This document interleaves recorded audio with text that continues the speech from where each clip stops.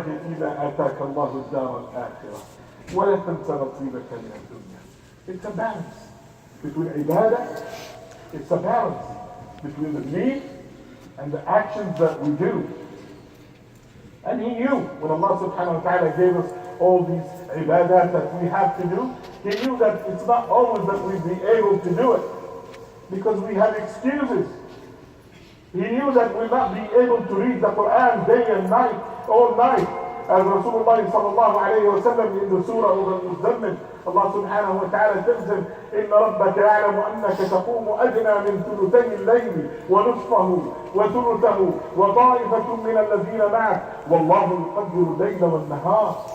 Allah knows that you are trying, you are reading the Quran 2/3 of the night, 1/2 of the night, 1/3 of the night at least. And a bunch of people of your Sahaba is doing that. وَاللَّهُ يُقَدِّرُ اللَّيْلَ وَالنَّهَارَ. Allah is the one who puts the night and the day. And He knows that you have shortcomings. And He knows that there will be among you some sick people that have to go to sleep. And some people that are traveling. And some people that will go to work. It's a balance that Allah subhanahu wa ta'ala puts in this Quran so we will not get lost.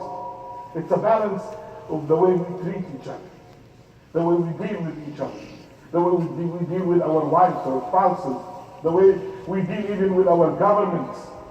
All of it is in that balance. Allah subhanahu wa ta'ala tells us who is the best among us. Inna akramakum inda Allahi atqakum. You want to be good? You have to have taqwa. You have to fear Allah subhanahu wa ta'ala's punishment. The more you do that, the better you are. So it's not how much do I have. And then Rasulullah ﷺ tells us, خَيْرُ النَّاسِ أَنْفَعُهُمْ لِلنَّاسِ. The best among people are those who benefit other people even more. This is the Quran. The Quran has so many miracles in it. The most important miracle that the Arabs at that time have seen is the language itself. That's why Allah subhanahu wa ta'ala challenged the people of Quraysh and the people of Arab, the most articulate people in the language of Arabic, they still could not come with the ayat of the Quran, with the value that these ayat have. Can you please advance to the front with the brothers in the back? Jazakumullah khair. تفسحوا في المجالس يفتح الله لكم. You make space to the brothers of Allah subhanahu wa ta'ala to make space for you, inshallah, Jannah.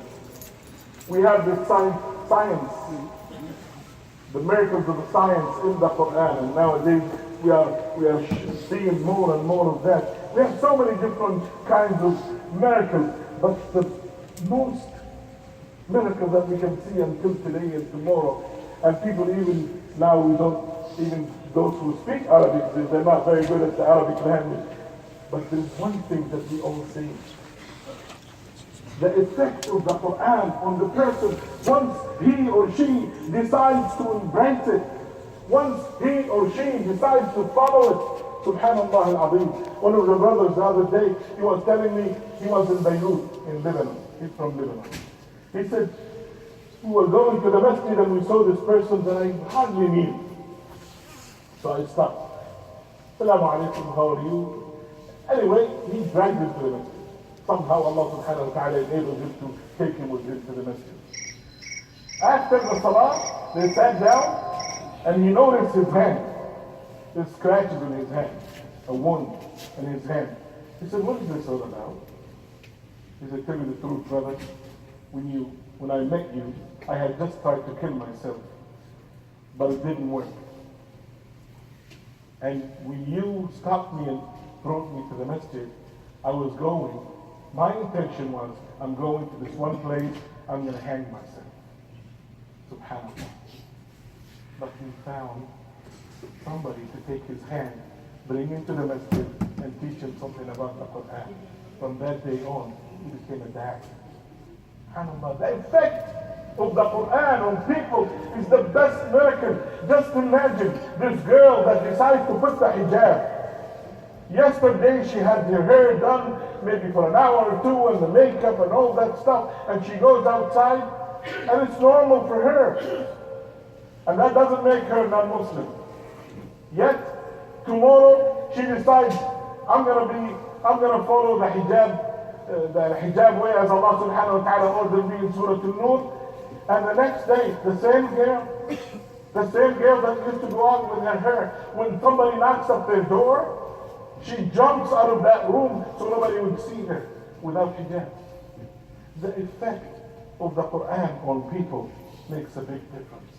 إن هذا القرآن يهدي للتي هي أقوم ويبشر. And the Quran gives a glad tidings. Not only a glad tidings for the day of judgment, not only a glad tidings that will get Jannah insha'Allah wal aqibatu lil muttaqeen, but also in this dunya, also in this life. As one of the scholars said, if the kings and the rulers would know what kind of happiness that we have in our hearts, they would fight us to get some of that happiness. They would get their swords, their armies, and come and fight us for it. Subhanallah. So it's a glad tidings that in this dunya, Allah subhanahu wa ta'ala will make you happy. إِنَّ الْأَرْضَ لِلَّهِ يُورِثُهَا مَنْ يَشَاءُ مِنْ عِبَادِهِ. This earth, this dunya, is for Allah subhanahu wa ta'ala. Who inherits that land? Whomever Allah subhanahu wa ta'ala wants. Whomever goes in the way of Allah subhanahu wa ta'ala. Yet, you might tell me, but ya akhi, with all these problems that the Muslims are going through, with everything that's going, I want you to imagine that your life, my life, everybody's life is a movie that you can alter. You can rewrite the script. And then ask most people, would you take the role of the hero? The one who probably is thrown in jail, sold as a slave. Now I'm talking about Yusuf alayhi salam. Sold as a slave, thrown in the well. Would you take that kind of life? Most people will not take it. No, most people will not take it. But in order to be somebody successful and happy at the end, you have to go through the hardship. If success was a simple thing that you could get on drive-through, everybody would take it. It's hard. Allah subhanahu wa ta'ala put us through these hardships so He can test us and see if we're worth to be successful. But if you believe that everything hard that you go through is from Allah and best for you, then you will be happy. This is the happiness that the scholar was talking about. The happiness of rida. Being content with whatever Allah subhanahu wa ta'ala ordained on you. And feeling that I'm always having Allah subhanahu wa ta'ala to my side because I am giving victory to the orders and the sharia of Allah subhanahu wa ta'ala. This is the Quran. And this is what it does in the life of people, in their life and in the hereafter. Rasulullah sallallahu alayhi wa sallam tells us how the Quran comes even when, as soon as the dead person goes into the grave and the Quran comes and defends and intercedes for that person, of course. Because when the angels will come and ask him, Man Rabbuk, who is your Lord? It will be easy for him to know, because in the Quran it says, Ta'lam annahu la ilaha illallah. You should know that there is no God but Allah. Easy, simple. وَمَا دِينُكَ? What is your religion? إِنَّ الدِّينَ عِنْدَ اللَّهِ الْإِسْلَامِ. Religion to Allah subhanahu wa ta'ala is only Islam, nothing else. And who is that man? Muhammad. And then he remembers in the Quran, Muhammadun Rasulullah. وَالَّذِينَ مَعَهُ أَشِدَّاءُ. Muhammad is the prophet of Allah subhanahu wa ta'ala. He's the messenger that you sent me, O Allah. Quran in the day of judgment, when everybody is scared, will come and will ask for a special crown, the crown of pride for those people that recite the Quran. Those people that Allah subhanahu wa ta'ala tells us in the hadith that they are Ahlul Quran, Ahlullahi wa Khasatan. The chosen people that Allah subhanahu wa ta'ala have chosen, and the family that is owned by Allah subhanahu wa ta'ala. And once they get into Jannah, that's when they can do what Rasulullah sallallahu alaihi wasallam told them, Iqra wattaqi. فإن منزلتك عند آخر آية تقرأها. Recite this Quran and ascend in the level. Your level is at the last ayah that you recite. Allah. So the more ayat that you know, the more ayat that you can recite, the better your level in Jannah will be. I remember a story that was told to us by one of my teachers.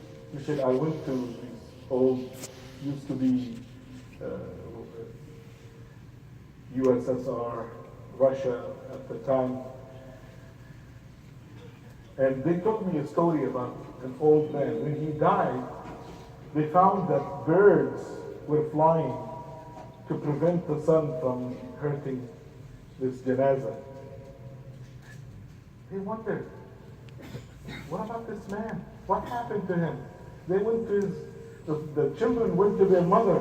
They said, Mom, we saw birds in front of the janazah of our dad. What happened? What was he doing? She said, when it was communist only, there was only one mushaf, one Quran in the whole village. So the people of the village will hide it, and each family will get it one night. Just one night. And then they have to give it to the next family, without anybody knowing that it exists, to the point that their children, they will not tell their children, so they will not make a mistake and say there is a Quran. She said, when your dad used to get it, when it's his night, he used to hold the Quran and he doesn't know how to read Arabic at all. But he used to hold the Quran and then put his finger on the first word. And he says, Kalam Rabbi Azim. The words of Allah subhanahu wa ta'ala are great. All night long, he's pointing at one word after the other and saying, the words of my Lord are great. The words of my Lord are great. Kalam Rabbi Azim. Kalam Rabbi Azim. Kalam Rabbi Azim. He glorified the words of Allah subhanahu wa ta'ala. You know, every now and then, we quote different people. We all have heard Martin Luther King, and we quote him every now and then, and we say, I have a dream that one day, and then he says something, and then eventually he goes, I have a dream. We all quote Einstein when he said the definition of fool people or stupid people is to do the same thing over and over and expect different results. We all remember what Allison have said. All these great people, that to be genius is 99% perspiration and 1% inspiration. We remember all that. How about Quran? When Allah subhanahu wa ta'ala, it's the words of Allah, the greatest. Nothing is like him. And Allah subhanahu wa ta'ala says, وَلَقَدْ يَسَّرْنَا الْقُرْآنَ لِلذِّكْرِ فَهَلْ مِن مُدَّكِرٍ. They make Quran easy for people to memorize. Would anybody like to memorize? Ask Allah subhanahu wa ta'ala to make us from those who memorize the Quran and recite it. Ask Allah subhanahu wa ta'ala to make us from those who try to understand and reflect on the Quran as much as they can. And I ask Allah subhanahu wa ta'ala to make us from those, and this is the most important part, that follow and be the example and manifest the Quran in their daily life. وَادْعُوا اللَّهَ وَأَنْتُمْ مُؤْمِنُونَ بِالْإِجَابَةِ.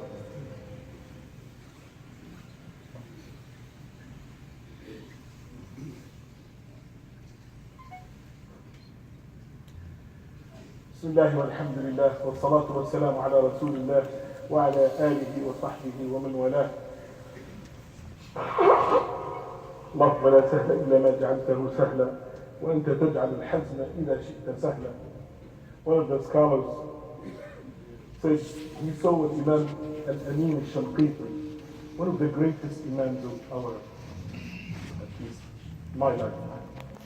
He died, rahmatullahi alayhi. He was given a dars in Masjid al-Nabawi, Masjid Rasulullah sallallahu alayhi wa sallam. And he wanted to explain one ayah. And he started. He said, Bismillah, alhamdulillah, and all of that. And then today we'll talk about the ayah ولا تفسدوا في الأرض بعد إصلاحها. Don't destroy, don't make this earth worse after Allah subhanahu wa ta'ala have fixed it and put righteousness in it. And he read those few words and he started crying. His dars was between Maghrib and Isha. He kept crying until Adhan al-Isha. And I asked myself before I asked you, when was the last time you felt the Quran? You felt the happiness of reading the Quran or following the Quran. You can only do that if you understand what it means. In his mind, who dares to ruin something that Allah subhanahu wa ta'ala had fixed? So he kept crying. Let's get affected with this Quran. Let's have a part of this Quran. Some of us cannot memorize. Some of us are not, it's not easy for them to memorize the Quran. Today, inshallah, I'm here to give you a different way to go down. We have a school that's called Madrasat al-Quran. It's in Toronto, Scarborough. They have bought a building.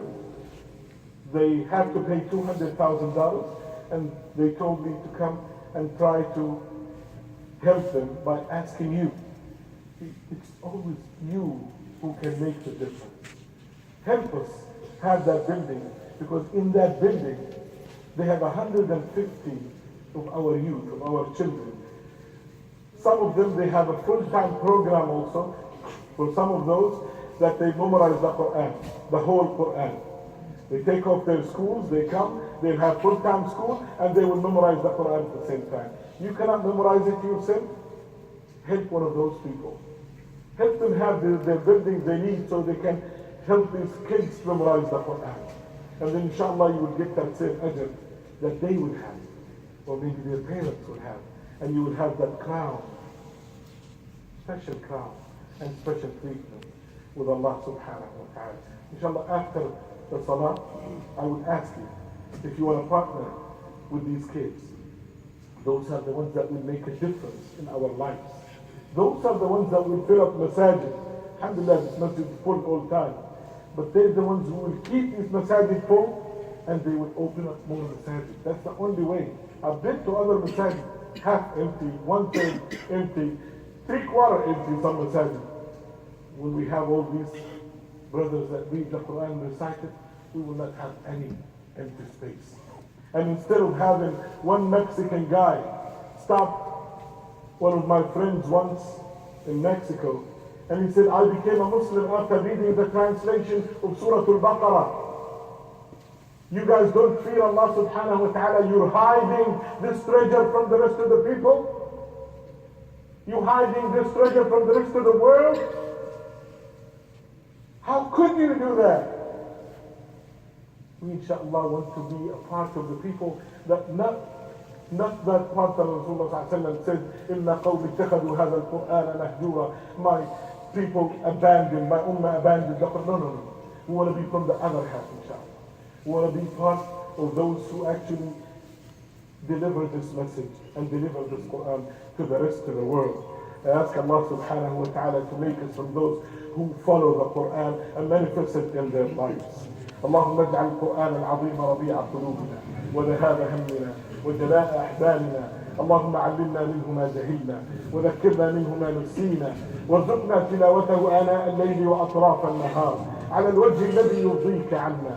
اللهم إنا نسألك عيش السعداء ونيل الشهداء والفوز بالقضاء والنصر على الأعداء. اللهم إنا نعوذ بك من جهد البلاء ودرك الشقاء وسوء القضاء وشماتة الأعداء. إن الله وملائكته يصلون على النبي يا أيها الذين آمنوا صلوا عليه وسلموا تسليما. اللهم صل وسلم وزد وبارك على سيدنا محمد وعلى آله وصحبه أجمعين. باقي الصلاة.